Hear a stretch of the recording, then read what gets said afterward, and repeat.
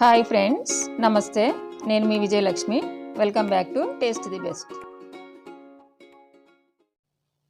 ఈరోజు మన రెసిపీ వచ్చేసి బెండకాయ పులుసు అండి. చాలా రుచికరంగా ఉంటుంది. నేను బెండకాయ పులుసు కోసం 100 గ్రాముల బెండకాయలు తీసుకొని కడిగి శుభ్రంగా ముక్కలుగా కట్ చేసుకున్నాను. స్టవ్ పై బాండీ పెట్టుకొని 2 టేబుల్ స్పూన్ల నూనె వేసుకొని కాగాక ఆవాలు వేసుకుందాం. 1/2 స్పూను జీలకర్ర వేసుకుందాం. అవి చిటపటలాడిన తర్వాత కప్పు ఉల్లిపాయలు వేసుకుందాం.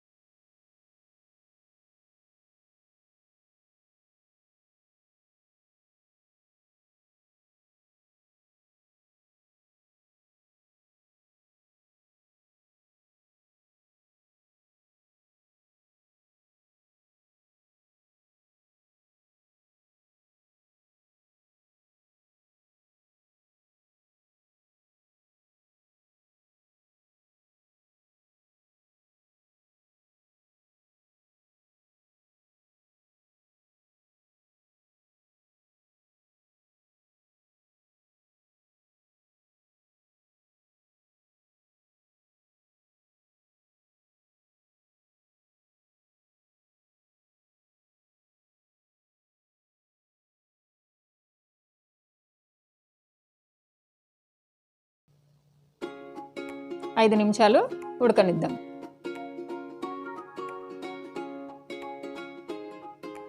కూర ఉడికిపోయింది కదండి. నూనె అంతా పైకి వచ్చేసింది.